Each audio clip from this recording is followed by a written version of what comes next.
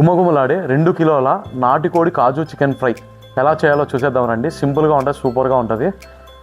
ముందుగా చికెన్ని బాయిల్ చేసుకుందాం. 30 గ్రామ్స్ సాల్ట్, 1 టేబుల్ స్పూన్ అంత పసుపు వేసేసుకుందాం. 1 లీటర్ వాటర్ పోసేసి ఉడకబెట్టేసుకుందామండి. చూసుకోవచ్చండి, ముక్క అనేది పర్ఫెక్ట్గా ఉడికిపోయింది. ఇప్పుడు మనం దీన్ని పక్కకు పెట్టేసుకొని అసలైన మసాలా రెడీ చేసుకుందాం.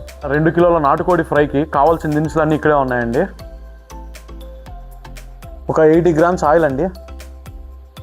గీ కూడా పడుతుంది కాబట్టి 80 గ్రామ్సే వాడాము మనము.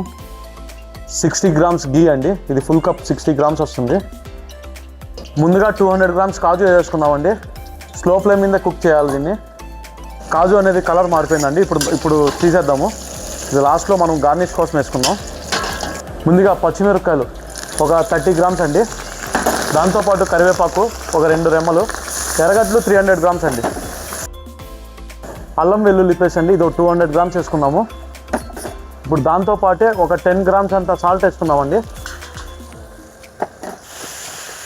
బాగా బాయిల్ చేసుకునేది వేసేసుకుందామండి. మనకు అల్లం వెల్లుల్లి పేస్ట్ బాగా ఉడికిపోయింది, సో ఇది వేసుకున్నాము. ఇది వేసుకున్నాం. 30 గ్రామ్స్ చిల్లీ పౌడర్ వేద్దామండి. 15 గ్రామ్స్ ధనియాల పొడి, గరం మసాలా 10 గ్రామ్స్ అండి. మసాలా అనేది వేగాలి కాబట్టి మనము ఇది మనం స్ట్రెయిన్ చేసుకున్న వాటరే మనం వేసుకున్నామండి. ఇంకొక 5 మినిట్స్ పాటు వేపుకోవాలి. ఇలాగే ముక్కకు అనేది మసాలా అనేది బాగా పడుతుంది. 10 గ్రాములు మిరియాల పొడి వేసుకుందామండి. మిరియాల పొడితో పాటు కాజు 200 గ్రాములు వేసుకుందామండి. లెమన్ రసం వేసుకుందామండి. ఇప్పుడు ఇది 2 నిమ్మకాయలు లెమన్ రసము కలిపేసుకుందాం.